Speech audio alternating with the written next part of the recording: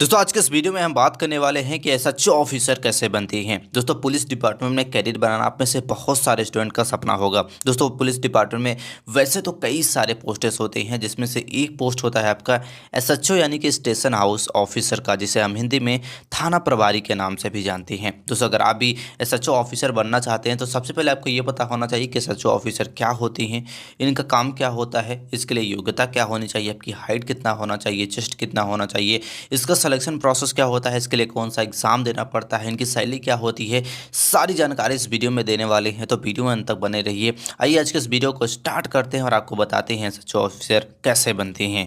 दोस्तों अगर आप एक एसएचओ ऑफिसर बनना चाहते हैं तो सबसे पहले आपको ये पता होना चाहिए कि एसएचओ ऑफिसर क्या होते हैं। जैसे कि हमने आपको पहले बताया कि एसएचओ जिसका फुल फॉर्म होता है स्टेशन हाउस ऑफिसर, जिसे हम पुलिस निरीक्षक या फिर थाना प्रभारी के नाम से जानते हैं। दोस्तों एक थाना में यानी कि हर ज़िले में एक थाना होता है, और जो भी थाना होता है, पुलिस स्टेशन होता है, वहाँ का जो हेड होता है यानी कि वहाँ का जो सारी जिम्मेदारियाँ होती हैं वो एसएचओ ऑफिसर की होती है। यानी कि सबसे ज़्यादा जो पोस्ट होता है एक थाने में यानी पुलिस स्टेशन में, वो पोस्ट होता है आपका एसएचओ ऑफिसर का। अब कैसे बनते हैं इसके बारे में आपको ज़रूर पता होना चाहिए। सबसे पहले आपको ये बता देते हैं कि अगर आप एक एसएचओ ऑफिसर बनना चाहते हैं तो उसके लिए कोई भी डायरेक्ट गवर्नमेंट द्वारा वैकेंसी नहीं निकाली जाती है। दोस्तों एक एसएचओ ऑफिसर बनने के लिए सबसे पहले आपको या तो एएसआई बनना होगा या फिर सब इंस्पेक्टर बन के ही आप एसएचओ ऑफिसर बन सकते हैं। अब आपको बताते हैं कि एसएचओ ऑफिसर अगर आप बनना चाहते हैं तो क्वालिफिकेशंस क्या होनी चाहिए। तो एक एसएचओ ऑफिसर बनने के लिए सबसे पहले आपका 12th पास होना चाहिए। 12th आप किसी भी स्ट्रीम से पास कर सकते हैं, साथ ही साथ ग्रेजुएशन की डिग्री होना आपके पास कंपलसरी होता है।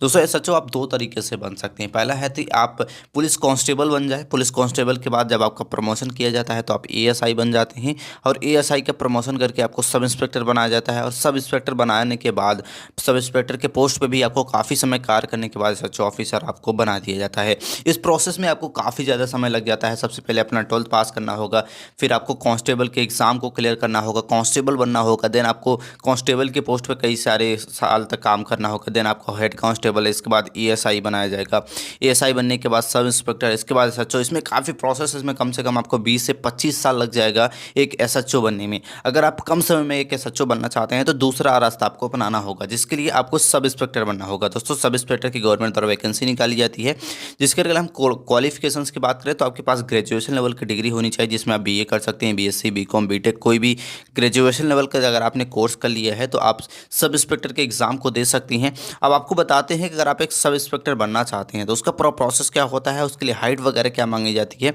ये आपको ज़रूर पता होना चाहिए। दोस्तों एक सब इंस्पेक्टर बनने के लिए क्वालिफिकेशंस के बारे में हमने आपको ऑलरेडी बता दिया है कि आपके पास ग्रेजुएशन लेवल की डिग्री होनी चाहिए, जिसमें आप बीए, बीएससी, बीकॉम, बीटेक कोई भी कोर्स कर सकते हैं। इसके साथ साथ आपकी जो उम्र होनी चाहिए वो 21 से 28 वर्ष के बीच में होनी चाहिए। जनरल कैंडिडेट के लिए ओबीसी रहते हैं तो 3 वर्ष, और एससी कैंडिडेट के लिए 5 वर्ष उम्र में आपको छूट भी दिया जाता है। देन आपको बात करते हैं इसका सिलेक्शन प्रोसेस क्या होता है। तो सिलेक्शन प्रोसेस के बारे में सबसे पहले आपको फिजिकल के बारे में पता होना चाहिए। तो फिजिकल में आपकी जो हाइट होनी चाहिए 167 सेंटीमीटर होनी चाहिए, 67.5 सेंटीमीटर मेल कैंडिडेट के लिए। फीमेल रहते हैं तो 152.4 सेंटीमीटर आपकी हाइट होनी चाहिए। इसके बाद चेस्ट आता है, जो मेल कैंडिडेट के लिए होता है 81 से 86 सेंटीमीटर आपका चेस्ट भी होना चाहिए, और चेस्ट सिर्फ मेल कैंडिडेट के लिए, फीमेल में यहाँ पे चेस्ट नहीं मांगा जाता है। इसके साथ साथ आपको रनिंग भी करनी होती है, जो कि रनिंग आपकी 5 किलोमीटर रनिंग करनी होती है, जिसके लिए आपको 24 मिनट का यहाँ पे समय भी दिया जाता है। अगर आप फीमेल रहते हैं तो आपको 1600 मीटर रनिंग करने के लगभग 8 मिनट का यहाँ पे समय दिया जाता है। तो इस प्रकार से कुछ फिजिकल रिक्वायरमेंट भी यहाँ पे मांगा जाता है।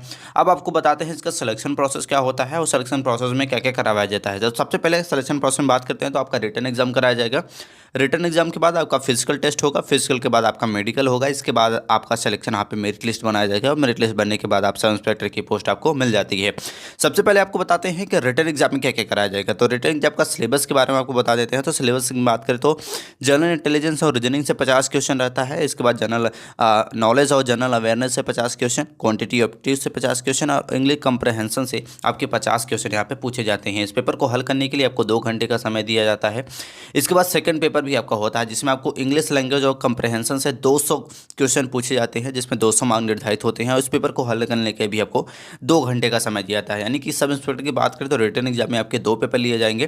पहले पेपर में आपको सिलेबस के बारे में हमने बता दिया, और सेकंड में आपका इंग्लिश लैंग्वेज एंड कंप्रहेंशन से 200 क्वेश्चन आपसे पूछे जाएंगे। दोस्तों रिटन एग्जाम जैसे आप क्लियर कर लेते हैं, देन आपको फिजिकल के लिए बुलाया जाएगा, जिसमें जिसमें आपकी रनिंग कराई जाएगी, आपका चेस्ट, आपकी हाइट वगैरह मेजर किया जाएगा। और अगर आप फिजिकल को भी क्लियर कर लेते हैं देन आपका मेडिकल कराया जाएगा, जिसमें आपकी आंखें, कान, ब्लड ग्रुप, सारी चीज़ें आपका वहाँ पे अच्छे से चेक किया जाएगा कि आपको कोई भी बीमारी वगैरह तो नहीं है। देन आपकी मेरिट लिस्ट बनती है, मेरिट लिस्ट के हिसाब से आपको सब इंस्पेक्टर की पोस्ट मिल जाती है। अब बात करते हैं कि सब इंस्पेक्टर आप बन गए हैं, इसके बाद सब इंस्पेक्टर की पोस्ट पे कम से कम आपको 5 से 10 साल अच्छे से काम करने के बाद आपका जब प्रमोशन होता है तब देना आपको एसएचओ यानी कि स्टेशन हाउस ऑफिसर आपको बना दिया जाता है। तो ये पूरा प्रोसेस होता है एक एसएचओ ऑफिसर बनने का। आप डायरेक्ट कोई भी वैकेंसी नहीं निकाली जाती है कि आप एसएचओ ऑफिसर बन जाए। और अगर आप कम समय में बनना चाहते हैं तो आप सब इंस्पेक्टर के जरिए आप आसानी से कम समय में यानी कि 5 से 10 साल में एक एसएचओ ऑफिसर बन जाते हैं। इसके बाद आप चाहे तो कांस्टेबल के जरिए भी बन सकते हैं, पर उसमें कम से कम आपको 20 से 25 साल भी लग जाता है। कई सारे लोगों को तो 30-30 साल भी लग जाता है एक कांस्टेबल से एक एसएचओ ऑफिसर बनने में। तो आई होप आप समझ गए होंगे कि एसएचओ ऑफिसर अब कैसे बनते हैं। अब इनकी सैलरी के बारे में थोड़ा सा आपको बात कर लेते हैं। दोस्तों बात करें इनकी सैलरी की, तो इनकी सैलरी लगभग सब इंस्पेक्टर से ज़्यादा होती है। एक सब इंस्पेक्टर की सैलरी की बात करें तो इनकी सैलरी लगभग 35,600 रुपये से लेकर लगभग 80,000 रुपये के आसपास एक सब इंस्पेक्टर की सैलरी होती है। लगभग बेसिक सैलरी की बात करें, भत्ते वगैरह को ऐड कर ले तो सिर्फ सब इंस्पेक्टर की सैलरी लगभग आपको 45 से 60,000 रुपये के बीच में आपकी स्टार्टिंग सैलरी मिलती है, भत्ते वगैरह को ऐड करके। वहीं बात करें एक एसएचओ ऑफिसर बनते हैं तो लगभग 50,000 रुपये से लेकर 55,000 रुपये से लेकर आपकी स्टार्टिंग सैलरी रहती है। भत्ते वगैरह को भी अगर आप ऐड कर देते हैं तो लगभग 60,000 रुपये के आसपास एक एसएचओ ऑफिसर की मंथली सैलरी होती है। और जैसे जैसे आपका एक्सपीरियंस बढ़ता रहता है आपकी सैलरी यहाँ पे बढ़ती रहती है। आई होप आप समझ गए होंगे कि एसएचओ ऑफिसर कैसे बनते हैं, क्वालिफिकेशंस क्या होनी चाहिए, क्या होता है, पूरा प्रोसेस के बारे में आपको बता दिया है। और आप समझ गए होंगे कि एक एसएचओ ऑफिसर कैसे बनते हैं। दोस्तों वीडियो से रिलेटेड कोई भी मन में आपकी क्वेश्चन हो तो कमेंट करके पूछ सकते हैं। और ऐसे ही जानकारी के लिए चैनल को लाइक और सब्सक्राइब करना ना भूलें। मिलते हैं नेक्स्ट वीडियो में, तब तक के लिए जय हिंद।